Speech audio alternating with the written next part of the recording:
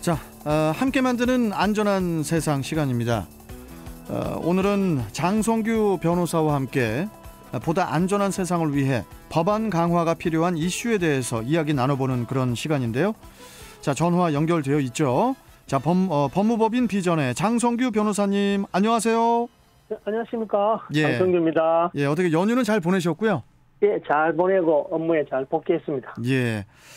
그나저나 장 변호사님. 네. 네. 제가 아까 이 내용을 아까 2부 처음에 시작할 때 소개하면서 제가 너무 어이가 없어서 웃었는데 한 남성이 지하철 임산부 배려석에 앉아서 임산부에게 자리를 비켜주지 않아서 뿌듯하다. 이런 심경이 담긴 내용의 글을 한 온라인 사이트에 올려서 공분을 사고 있습니다. 네. 참 이게 좀 너무 어이가 없는데 해당 사건 좀 먼저 좀 짚어주시죠. 예.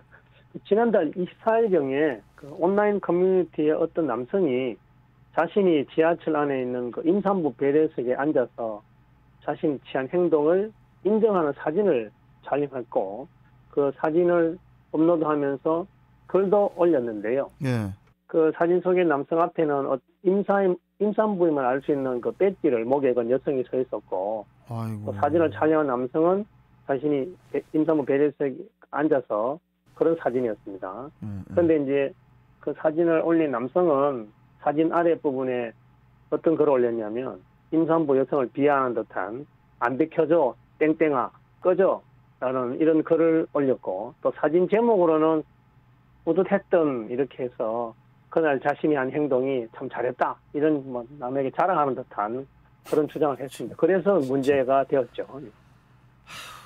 그러니까 그래서 이제 교육을 잘 받아야 되는데 여하튼 임산부 배려석이라는 게 이제 우리가 버스나 뭐 전철 등 이게 대중교통에서 자주 접할 수 있는 좌석이잖아요. 네. 임산부 배려석이 어떤 좌석인지부터 좀 알고 가죠. 예, 원래 우리들이 많이 들었던 것은 노약자석이었죠. 그래서 노약자석은 예전부터 대중교통 내에 정착되어서 많이 알고 있는데, 그렇죠. 그런데 이제 막상 이제 임산부가 그 노약자석에 앉으려면 쉽지 않았다는 거죠. 네.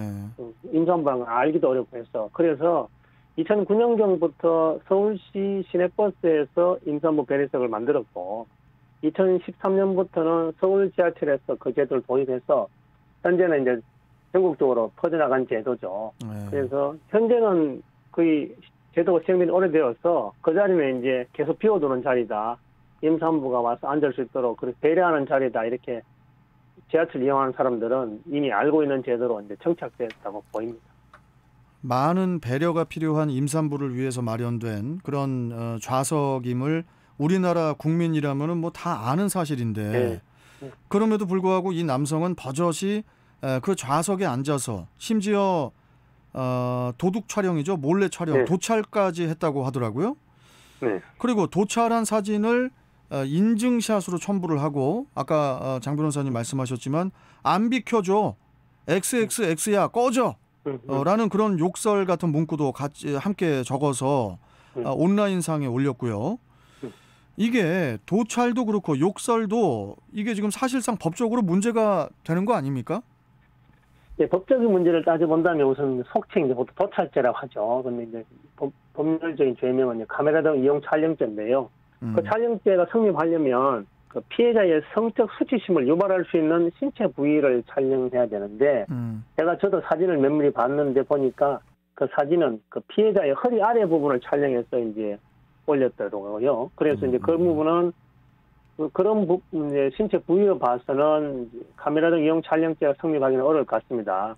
그런데 이제 온라인 공간에 욕설을 올린 부분, 그것은 이제 피해자를 모욕할 수 있는 부분에 해당하는 것 같거든요. 안 비켜줘, 땡땡땡아 꺼져, 이런 부분은.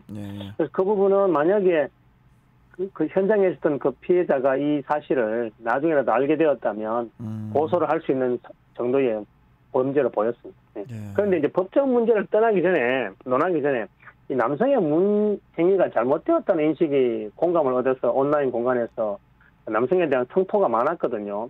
예를 들면 뭐 남자 망신이다, 뭐 너무한 행동 아니냐, 또 뭐 자랑으로 올릴 사진은 아닌 것 같다, 또 남자 신상 밝히자, 그리고 뭐 안 비켜주는 것은 자유지만 욕까지 하는 것은 너무한 거 아니냐, 이런 취지의 뭐 성토들이 많았습니다. 아니 그런데 한편으로는 이 남성을 옹호를 하는 여론도 있어요. 예. 왜 배려를 강요하냐 이런 목소리 또한 만만치 않게 들리고 있는데 예. 배려라는 게 이제 사실상 개인의 선택이고 양보 또한 의무가 아닌 건 맞는 거긴 한데 이런 두 개의 입장 뭐가 옳고 틀린 건지 난감한 상황인 것 같긴 합니다. 네. 장 변호사님께서는 어떻게 보세요? 우선 그 양보 또는 배려를 법적으로 이제 강요할 수는 없는 것은 그렇죠. 맞습니다. 법적으로 강요할 수는 없죠. 임산부를 배려하는 차원에서 그 임산부 배려석이 마련되어 있긴 하지만 그 비워두지 않았다 해서 처벌하는 것까지는 좀 현재 무리가 있거든요. 그런데 이제 그런 양보나 배려는 개인의 선택의 문제이긴 하지만 우리 사회가 그래도 약자를 보호하고 또 미래 세대를 임신하고 있는 임산부를 좀 더 챙겨주자 이런 성숙한 시민의식은 필요하지 않느냐 이렇게 생각됩니다. 그게 상식이잖아요. 그게. 네. 네. 아니 어떻게 몸이 무거운 임산부를 앞에다 놓고 찍으면서 뭡니까 아까 뭐라고 했다고요? 빨리 뭐 꺼져 뭐야? 꺼져. 안 비켜줘. 안 비켜줘 땡땡땡아. 네. 아니 여기까지 했죠. 이렇게까지 공격을 한다는 것 자체가 이게 좀 정신적으로 좀 문제가 있어 보이고요. 네. 참 할 말이 없습니다. 그 자체가 잘못된 거죠. 네. 자 그리고 다음 사건으로 좀 넘어가 볼게요, 장 변호사님. 지난달 22일에 스키장에서 리프트가 역주행하는 사고가 발생을 했어요.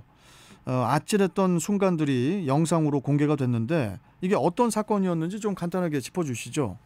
예, 그 경기도 포천에 있는 베어스타운에서 발생한 사건인데요. 예. 리프트가 운행 중에 갑자기 멈췄고 위쪽으로 올라가야 할 리프트가 오히려 잠시 멈춰뒀다가 거꾸로 아래쪽으로 내려가 버리는 사고가 발생해서 리프트를 이용하던 스키어 수십 명이 이제 충돌을 피하기 위해서 리프트에서 뛰어내리는 과정에서 사람들이 다쳤던 사건이었습니다.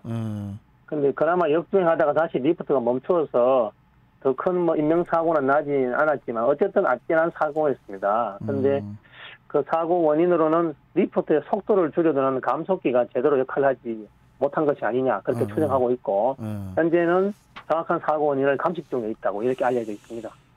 그 한국교통안전공단은 지난해 10월 중순에 베어스타운의 스키 리프트 등을 정기 점검하고 적합 확인증을 발급을 해준 것으로 알려졌다고 하거든요. 네. 그 당시에 제대로 된 점검이 이루어지고 적합 확인증이 발급이 그 이후에 바로 적합 확인증이 발급이 된 건지 이게 또 의심이 되기도 하고 만약 제대로 된 확인증이 아닐 시에 그럴 때 어떤 문제가 또 발생할 수 있을지 이 부분도 좀 짚어주시죠. 예, 우선 그 적합 확인증 발급 과정도 이 사건 피해 규모에 비추어서 피해자가 약 140명 정도 나타나고 있다 하는데 비추어서 아마 향후 조사가 필요하다고 보이는데요. 네. 그 확인증 발급 과정에서 만약에 실수로 안정성을 제대로 판단하지 못한 것이라면 그 형사적인 문제까지는 발생하지 않겠지만 그 현장 조사 중에 리프트의 안정성에 문제가 있다는 것을 알았다거나 또는 알면서도 문제가 있는 것 같은데라고 하면서도 설마 이런 일로 내가 이거 확인증 발급해줘도 별일 생기지 않겠지 이런 정도 생각으로 만약에 적합 확인증을 발급해 준 것이라면 나중에 허위 공문서 작성 또는 발행으로 형사 문제가 될 수는 있습니다. 그러니까 스키장 측의 과실이 드러나게 되면은 형사 처벌을 받을 수 있게 되는 건가요? 그렇죠. 그 확인증 발급 자체의 문제도 있으면 받을 수도 있고 또 스키장에 과실도 있으면 형사처벌 받을 수 있겠죠. 그렇군요. 참 이 스키 하면은 이 겨울 대표 스포츠지 않습니까? 네. 그만큼 겨울에는 스키장에 많은 사람들이 몰리게 되는데 개장 전에 무엇보다 안전을 위한 일에 더 많은 공을 들였으면 좋지 않았을까 그런 생각이 들고요. 네. 또 여가 생활을 즐기는 어떤 장소이든 손님을 많이 받는 게 우선이 되면 안 될 것 같습니다. 네. 맞습니다. 제가 보기에도 이 리프트는 대형 인명사고를 일으킬 수 있는 위험성이 높은 기계적인 도구거든요. 그건 누구나 알고 있지 않습니까? 그렇죠. 그래서 첫째도 안전, 둘째도 안전, 그리고 그게 안전이 보장되고 난 뒤에 비로소 운행을 시작해야 된다. 그렇죠. 그렇게 생각합니다. 예, 맞습니다. 자, 오늘 말씀 여기까지 듣고요. 네. 변호사님 다음 시간에 또 뵙도록 하겠습니다. 고맙습니다. 네, 감사합니다. 네. 자, 지금까지 법무법인 비전의 장성규 변호사 만나봤습니다.